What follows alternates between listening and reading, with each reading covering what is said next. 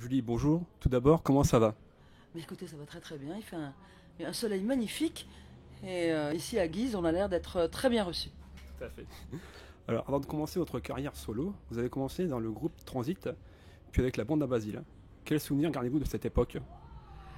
Oh, Transit, c'était un truc de lycée qu'on avait fait vite fait.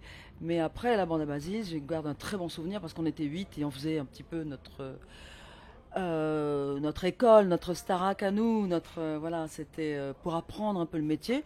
Et en même temps, on avait beaucoup de succès. Donc c'était déjà très très sympa et assez stressant quand même. En 1979, vous avez interprété le titre Magdalena, qui rencontre un vif succès. Puis en 1986, vous connaissez un succès considérable avec votre titre Ève, lève-toi, qui est resté classé 6 mois dans le top 50, dont la première place. Est-ce que vous attendiez un tel succès? On s'attend jamais à un succès. Personne ne s'attend jamais à avoir une chanson qui marche. Sinon, si on avait une recette, on l'appliquerait à chaque fois. Donc non. Mais en fait, depuis Magdalena, comme j'avais fait un certain nombre de disques d'or et de succès, notamment avec Herbert Léonard et Amoureux fou, j'avais quand même une petite habitude. Hein. Pendant 5 ans, donc j'ai travaillé comme sous le nom de Julie tout court. Et puis ensuite, je suis devenue Julie Pietri sur Rêve lève-toi, sur lequel moi j'avais parié beaucoup parce que je pensais que c'était un titre extrêmement fort et et qu'il avait toutes ses chances. Après, si le public marche ou pas, on ne le sait pas. Alors, vous avez participé à plusieurs tournées Star 80, qui réunit des artistes de ces années-là.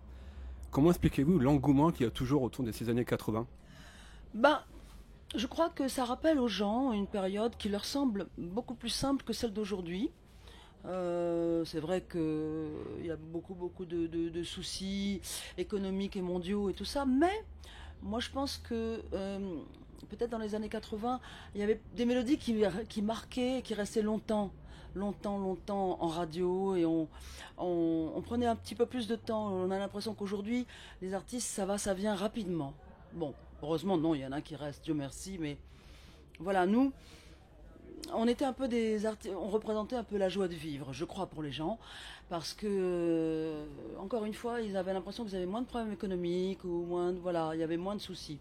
Mais c'est oublié que quand même, dans ces années-là, il y a eu quand même l'émergence du SIDA. Et c'était pas si drôle que ça. Mais bon, ça a laissé une trace plutôt gaie et heureuse.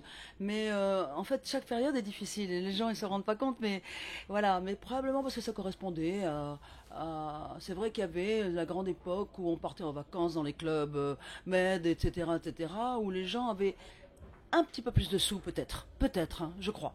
Et puis donc envie de consommer et envie d'écouter de la musique toute la nuit.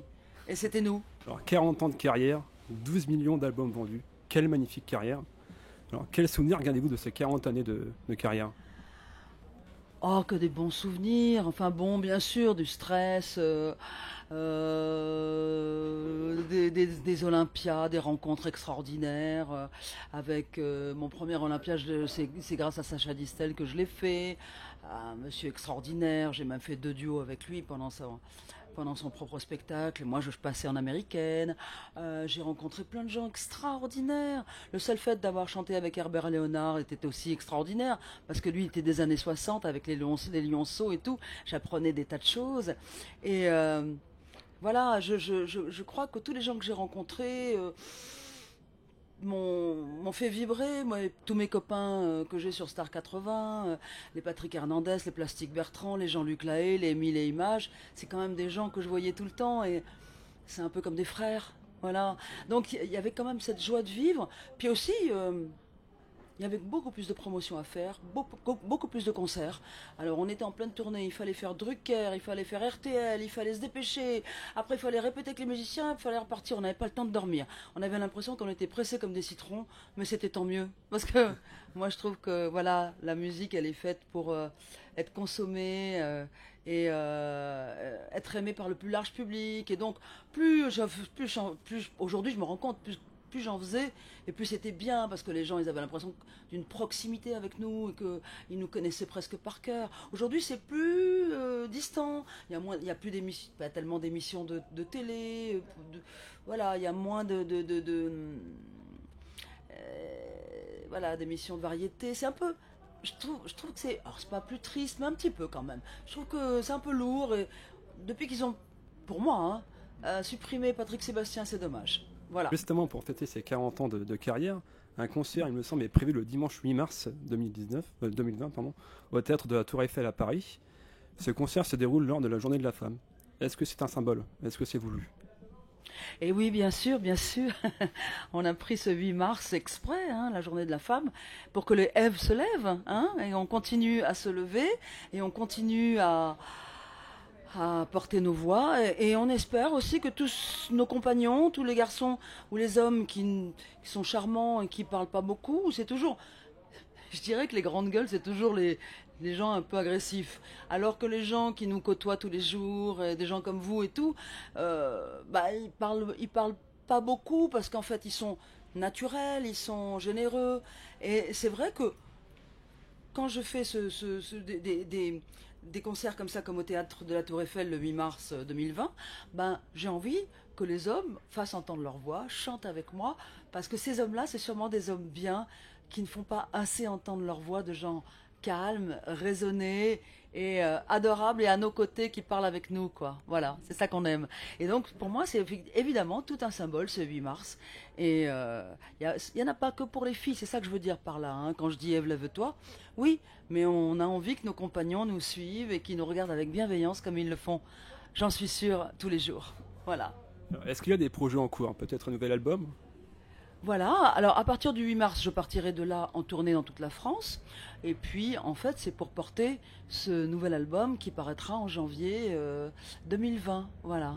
Donc, je suis en train de travailler dessus et il faut qu'on prenne son temps et qu'on serve quelque chose de joli. Alors, je vais pas sortir je vais sortir non pas un LP, c'est-à-dire 13 ou 14 morceaux, mais plutôt un EP, c'est-à-dire dans les 8 morceaux. D'accord. Comme ça, c'est un peu concis et on peut mieux entendre les 8 choses que j'ai parfois écrites, puisque j'écris beaucoup de mes textes, et puis aussi pour mieux les goûter, parce que je pense qu'après, on s'éparpille. Je trouve que, moi qui ai l'expérience d'avoir fait déjà 6 ou 7 albums, je sais plus, studio, je trouve qu'après on s'éparpille, les gens n'écoutent pas jusqu'au bout. Donc j'ai envie qu'on m'écoute jusqu'au bout, parce que je trouve que voilà, c'est une nouveauté, ça faisait longtemps qu'ils n'en avaient pas sorti.